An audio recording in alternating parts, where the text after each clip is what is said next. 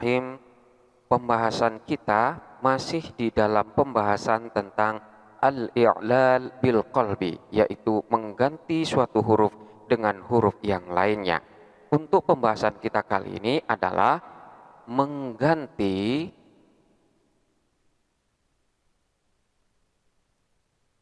huruf wawu atau ya dengan huruf alif. Jadi huruf waw atau ya itu diganti dengan huruf alif. Seringkali kita katakan bahwa lafadz qala ini asalnya adalah lafadz qawala. Dengan adanya kaidah, manakala terdapat waw atau ya yang berharkat dan terletak setelahnya harkat fathah, maka waw atau ya tersebut diganti dengan alif sehingga qawala berubah menjadi qala. Begitu juga dengan lafadz baya'a, di mana pada lafadz ini terdapat huruf ya yang berharkat dan terletak setelahnya harkat fathah, maka ya di sini pun nantinya akan berubah menjadi alif sehingga baya'a akan berubah menjadi ba'a. Dalam iklal dengan menggunakan bahasa Arab adalah qala asluhu qawala ala wazni fa'ala ubdilatil wawu alifan litaharrukiha wa mfitahi ma qablaha fasara qala. Jadi qala asluhu qawala, asal daripada lafaz qala itu adalah qawala, ala wazni fa'ala mengikuti wazan fa'ala, ubdilatil wawu alifan, huruf wawu diganti dengan huruf alif, litaharrukiha karena wawu tersebut berharkat, wamfitahi ma qablaha dan terletak setelahnya harkat fathah, fasara qala maka jadilah lafaz qala.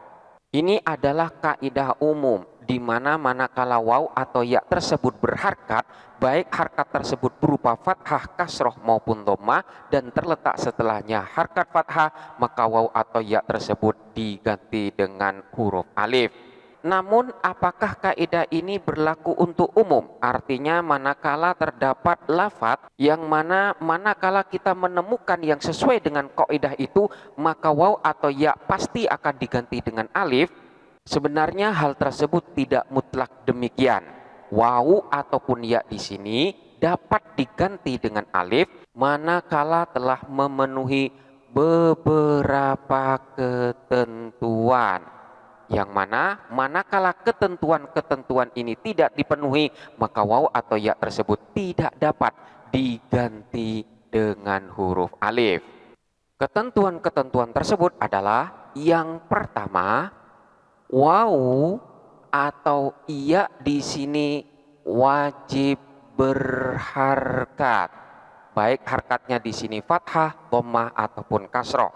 Manakala waw atau ya tersebut tidak berharkat, sekalipun terletak setelahnya harkat fathah, maka waw ini tidaklah dapat digantikan dengan huruf alif. Contohnya seperti lafadz qaulun. Lafadz qaulun di sini terdapat huruf wawu yang terletak setelahnya harkat fathah, namun wawu di sini tidak berharkat, maka wawu ini tidak bisa digantikan dengan alif. Contoh yang lain seperti lafadz bay'un. Pada lafadz bay'un ini juga terdapat huruf ya dan terletak setelahnya harkat fathah. Namun karena ya di sini tidak berharkat, maka ya ini pun tidaklah diganti dengan huruf alif. Kemudian yang kedua, harkat yang ada pada waw atau iya ini haruslah harkat yang asli. Manakala harkat tersebut tidak asli, atau di sini kita katakan dengan harkat aridoh, yaitu harkat yang ada karena sebab, maka waw atau ya di sini pun tidak bisa digantikan dengan alif. Jadi harkat ini harus asli. Contohnya seperti lafadz wala tansawul fadla bainakum, wala tansawul fadla, janganlah kalian melupakan anugerah bainakum di antara kalian. Kita perhatikan di sini lafaz tansawu. Di sini terdapat huruf wawu yang berharkat dan wawu di sini terletak setelahnya harkat fathah. Namun dalam susunan ini wawu tidaklah dapat digantikan dengan alif karena harkat yang ada pada wawu ini bukanlah harkat asli, melainkan harkat yang ada karena sebab.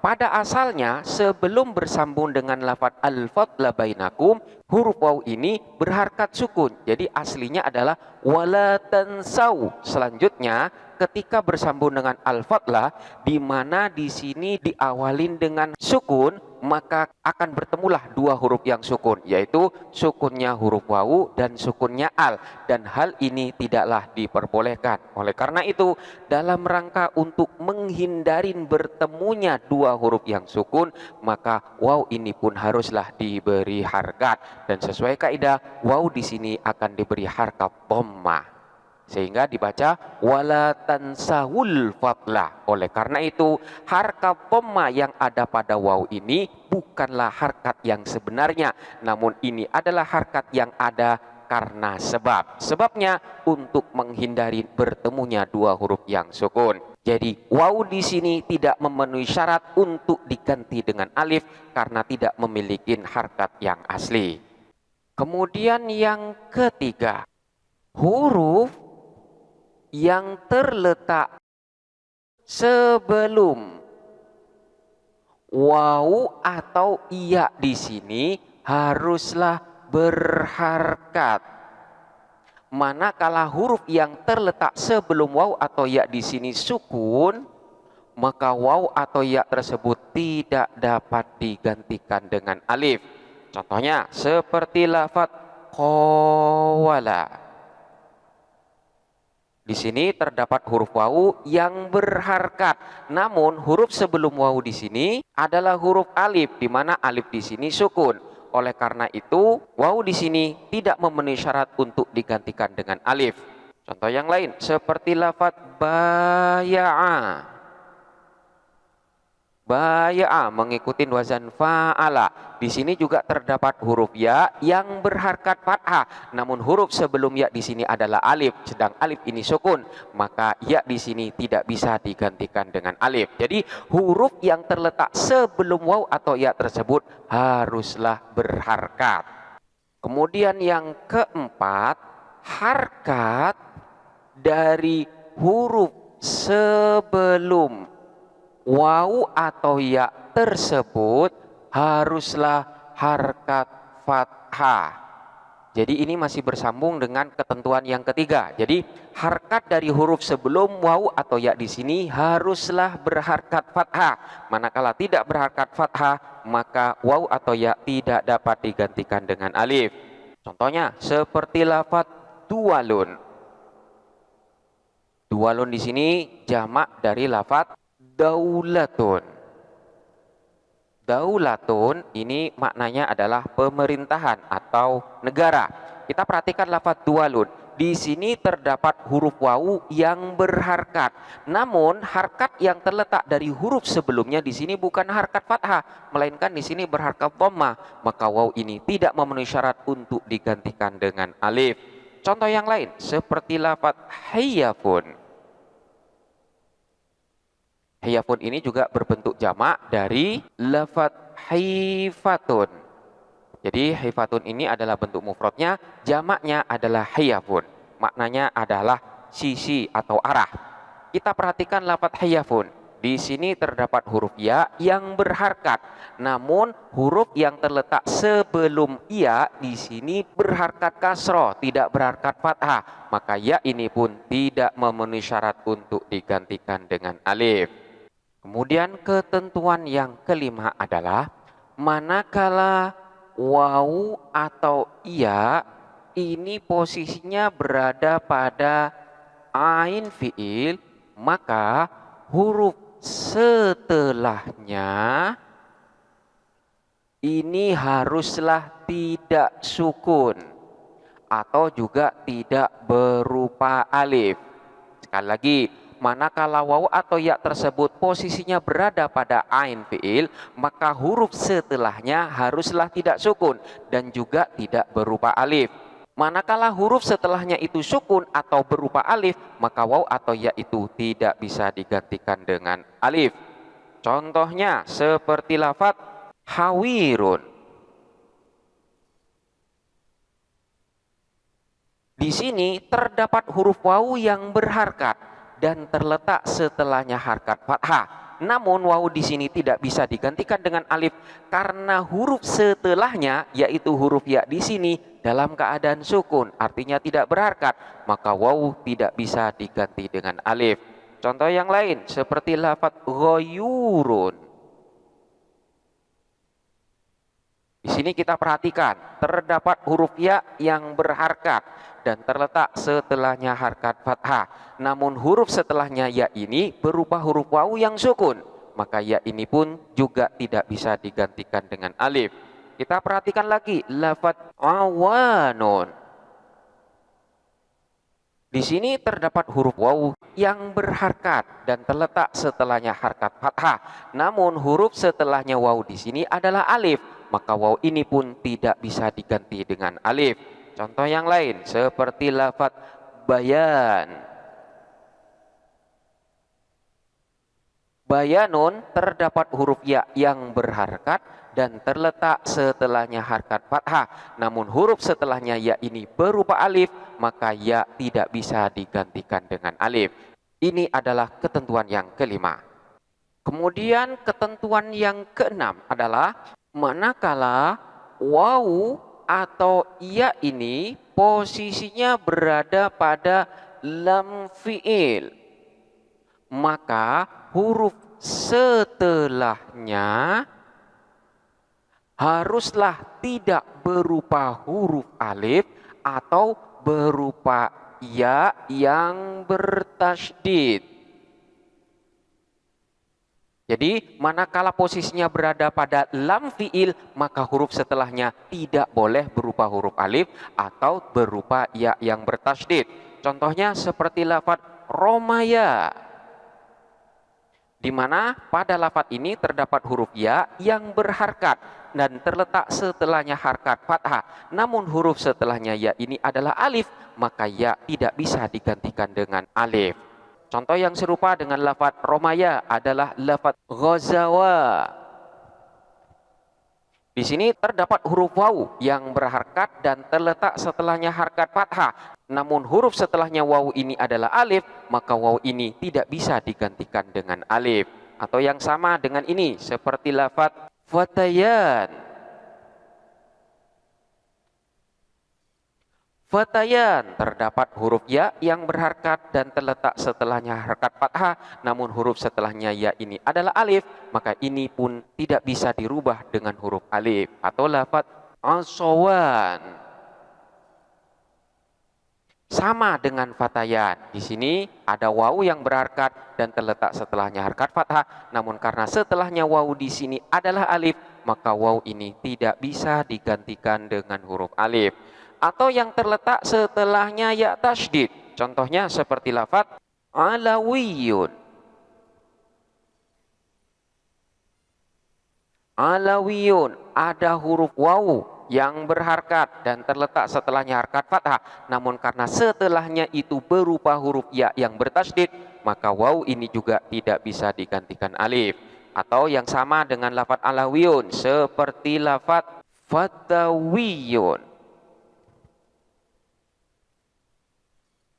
Ini juga sama dengan alawiyun, di mana wawnya di sini tidak memenuhi syarat untuk bisa digantikan dengan alif karena setelahnya ini berupa ya yang bertasydid.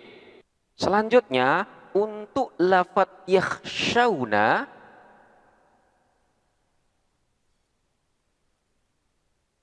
pada lafaz yakhshawna ini terdapat proses mengganti huruf wawu dengan huruf alif. Karena asal daripada lafaz yakhshawna di sini adalah yakhshayuna, mengikuti wazan yaf'aluna. Pada lafaz ini terdapat huruf ya yang berharkat, yaitu berharkat dhammah dan terletak setelahnya harkat fathah. Maka ya ini pun haruslah diganti dengan alif, sehingga yakhshayuna ini akan berubah menjadi yakhshawna.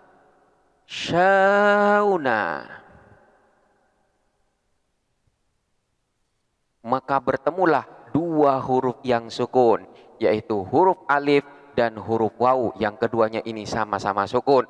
Oleh karena itu salah satunya harus dibuang, dan yang dibuang di sini adalah huruf alifnya, sehingga yakhshawna menjadi yakhshawna. Begitu juga dengan lafaz yamhauna. Pada lafaz yamhauna ini juga terdapat proses mengganti huruf waw dengan huruf alif. Karena asal daripada lafaz yamhauna ini adalah yamhawuna,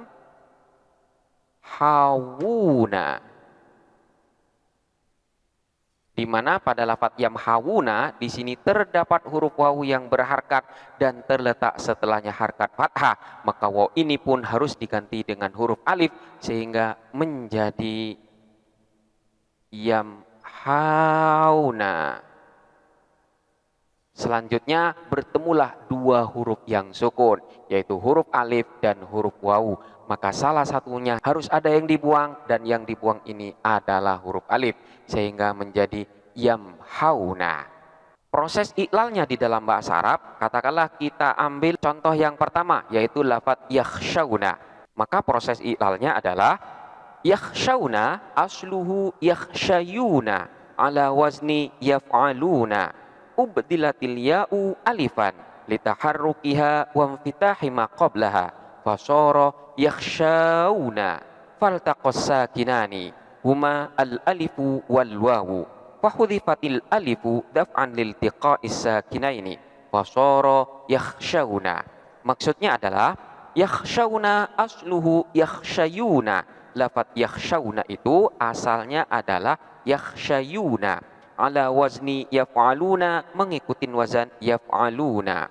Ubdilatil ya'u alifan, huruf ya diganti dengan huruf alif, litaharrukiha, karena huruf ya tersebut berharkat, wa infitahi ma qablaha, dan posisinya terletak setelahnya harkat fathah. Fasara yakhshawna, maka jadilah lafaz yakhshawna. Faltaqas sakinani, maka bertemulah dua huruf yang sukun. Huma al-alifu wal wawu, yaitu huruf alif dan huruf wawu. Fahudhifatil alifu daf'an liltiqa'is sakinaini, maka huruf alif dibuang dalam rangka untuk menghindari bertemunya dua huruf yang sukun. Fasara yakhshawna, maka jadilah lafaz yakhshawna. Ini adalah beberapa ketentuan di mana huruf waw atau ya dapat diganti dengan huruf alif. Untuk ketentuan-ketentuan yang selanjutnya terkait dengan mengganti huruf waw atau ya dengan alif ini akan kita lanjutkan pada pembahasan berikutnya. Silakan dipelajarin dengan seksama dan sampai jumpa pada pembahasan berikutnya.